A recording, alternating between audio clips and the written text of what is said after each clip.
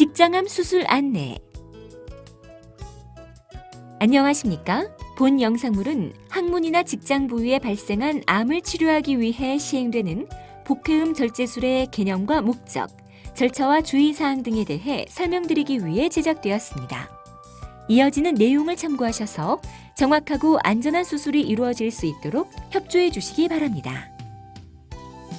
수술의 목적과 효과. 대장은 소장의 끝에서 시작하여 항문까지 연결되는 소화관으로, 맹장과 결장, 직장의 세 부분으로 나누어지고, 결장은 다시 상행결장, 다른 말로 우측결장, 횡행결장, 하행결장, 다른 말로 좌측결장, 그리고 S결장으로 구분됩니다. 결장은 소장에서 영양분을 흡수하고 남은 찌꺼기 속에 수분과 염분을 흡수하는 기능을 하고, 직장은 결장을 통과하면서 단단해진 대변을 저장하고 배설하는 기능을 합니다. 직장암은 맨 안쪽의 점막층에서 발생하여 주위 조직으로 침습해 들어가는데, 암이 진행하면 림프관을 따라 주변 림프절에 전이하거나 혈관을 따라 간이나 폐, 뇌, 뼈 등에 전이할 수 있으며 주위 장기를 직접 침범할 수도 있습니다. 암이 직장의 윗부분에 발생한 경우에는 직장의 일부와 S결장을 절제하고 문합하는 저위 전방 절제술을 시행합니다. 하지만 암이 직장의 아랫부분이나 항문 부위에 발생한 경우에는 항문과 배변을 조절하는 관략근을 보존할 수 없기 때문에 직장과 항문 전체를 절제하고 회음부의 피부를 봉합한 다음 남아있는 결장으로 인공 항문을 만드는 복회음 절제술을 시행해야 합니다. 왜냐하면 암에 대한 수술적 치료는 암 병변을 포함하여 주위의 정상 조직을 충분한 안전거리를 두어 절제하고 암 병변으로부터 배액되는 림프관 및 림프절을 모두 제거함으로써 암 병변을 포함 암이 확산될 수 있는 통로와 영역까지 최대한 절제하는 근치적 수술이 원칙이기 때문입니다. 그리고 환자의 병기나 수술 후 조직검사 결과에 따라서는 방사선 치료와 항암 치료를 추가로 시행받아야 합니다. 수술 전 주의사항. 수술은 전신마취하에서 시행되며 대장 수술을 위해서는 금식과 설사약 복용, 관장 등 장 처치가 필요합니다. 수술 과정과 방법. 마취가 유도되고 나면 수술 부위를 소독하고 소독포를 덮습니다.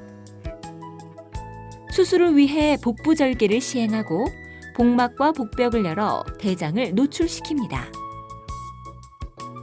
집도인은 병변의 위치를 확인하고 복강 내부와 다른 장기에 암 전이나 다른 이상 소견이 없는지 확인합니다. 이제 직장과 S결장에 혈액을 공급하는 혈관을 결찰하고 항문을 포함하여 직장과 S결장, 그리고 암 병변으로부터 배액되는 림프관과 림프절이 포함된 장간막을 절제합니다. 간이나 소장 등 다른 장기에 암이 전이된 경우에는 해당 부위를 함께 절제할 수 있으며 필요하다고 판단될 경우에는 절제 범위를 확대하거나 축소하여 수술하는 경우도 있습니다. 이제 수술 부위에 체액 등이 고이는 것을 막기 위해 필요시 배액관을 삽입한 다음 복부와 회음부의 절개창을 봉합하여 수술을 마무리합니다. 한편 절제된 조직은 병리과로 의뢰되어 현미경으로 관찰하며 검사 결과는 1주 정도 후에 확인할 수 있습니다. 그리고 그 결과에 따라 암의 병기가 최종적으로 결정됩니다. 수술 후 주의사항. 수술 후에는 폐합병증을 줄이기 위해 심호흡 등 호흡 운동을 열심히 하십시오.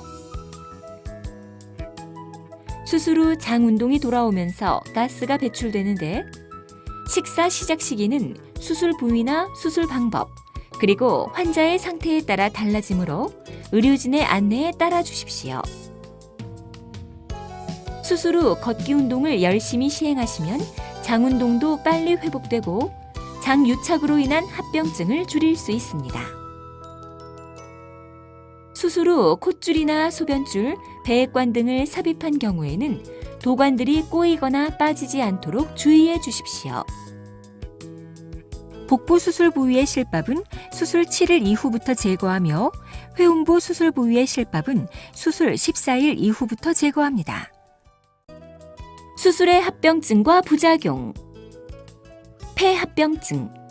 전신 마취와 복부 수술 후에는 폐 기능이 떨어지고 통증으로 인해 심호흡과 기침을 하기 어렵기 때문에 끈적끈적한 가래가 기관지를 막아 폐가 허탈되는 무기폐가 발생할 수 있으며 여기에 세균이 증식하면서 폐렴으로 진행하기도 합니다. 폐렴이 심해지면 인공호흡기를 포함한 중환자실 치료가 필요할 수 있으며 폐혈증과 호흡부전으로 진행하여 환자가 사망할 수도 있습니다. 이러한 폐합병증을 예방하기 위해서는 심호흡과 기침, 조기 보행 운동으로 가래를 배출하고 폐 기능을 회복시키는 것이 중요합니다. 창상감염. 창상감염, 다른 말로 수술 상처의 염증은 폐합병증과 함께 수술 환자에서 가장 흔히 발생하는 합병증 중 하나입니다. 소화관 내부에는 정상적으로 세균이 존재하기 때문에 소화관을 자르고 있는 수술을 받은 환자의 2.5에서 5% 정도에서 창상감염이 발생할 수 있습니다. 수술 상처에 염증이 발생하면 실밥을 제거하고 소독을 자주 하면서 새살이 차오르기를 기다렸다가 상처를 다시 봉합하기도 합니다. 심부정맥 혈전증, 폐색전증. 심부정맥 혈전증이란 수술 중 또는 수술 후 환자가 침대에 누워있는 시간이 길어지면서 하지의 깊은 곳에 위치한 정맥 내에 혈전이 발생, 혈액의 흐름이 차단되어 다리가 붓고 통증이 발생하는 것입니다. 한편 환자의 일부에서는 정맥 내에 혈전이 떨어져 나와 폐혈관을 막음으로써 호흡곤란과 심장마비를 일으키는 폐색전증이 발생하기도 합니다. 특히 고령 환자나 비만한 환자, 심장질환자나 침대에서 잘 움직이지 못하는 환자, 피임약 복용자 등은 하지정맥 혈전증의 발생 위험이 상대적으로 높기 때문에 압박 스타킹을 착용하고 조기에 보행 운동을 시행하여 혈류가 정체되지 않도록 예방하는 것이 중요합니다. 장유착과 장폐색. 개복 수술 후에는 정도의 차이가 있긴 하지만 거의 대부분 환자에서 소화관이 서로 들러붙는 장유착이 발생합니다. 대부분 환자에서 장유착은 특별한 문제를 일으키지 않습니다. 그러나 일부 환자에서는 수술 직후 또는 심지어 수십 년이 지난 다음 유착된 부위로 인해 장이 꼬이면서 막히는 장폐색이 발생할 수 있습니다. 장폐색의 상당수는 금식과 콧줄 삽입 등을 통해 호전되기도 하지만 일부 환자에서는 수술로 유착된 부위를 풀어주거나 장을 절제하는 경우도 있습니다. 이러한 장유착을 예방하기 위해서는 수술 이후 걷기 운동을 열심히 하여 장이 정상적으로 자리를 잘 잡도록 해주는 것이 중요합니다. 출혈. 수술 방법과 기구의 발달로 인해 과거에 비해 수술로 인한 출혈량이 크게 줄어들기는 하였으나 환자에 따라서는 수술 전후로 수혈이 필요할 수 있으며 이 경우 매우 드물긴 하지만 간염이나 에이즈 등 감염성 질환이 전파되거나 수혈 부작용이 발생할 수 있습니다. 수술 후 발생하는 소량의 출혈은 시간이 지나면서 저절로 멈춥니다. 그러나 출혈이 지속되거나 그 양이 많은 경우에는 혈관 속으로 도관을 삽입하여 출혈 혈관을 막는 시술을 하거나 재수술이 필요할 수도 있습니다. 복강 내 농양. 드물긴 하지만 복강 내부에 염증이 발생하여 고름주머니가 생기는 복강 내 농양이 발생하는 경우가 있습니다. 복강 내 농양은 항생제 투여와 함께 필요시 배액관을 삽입하여 치료하는데 상황에 따라서는 금식이나 입원 치료 기간이 길어지기도 하고 재수술을 필요로 할 수도 있습니다. 주위 조직 손상. S결장과 직장의 양쪽 옆으로는 요관이, 앞쪽에는 방광과 자궁이 있으며 뒤쪽으로는 방광과 생식기로 가는 신경이 존재합니다.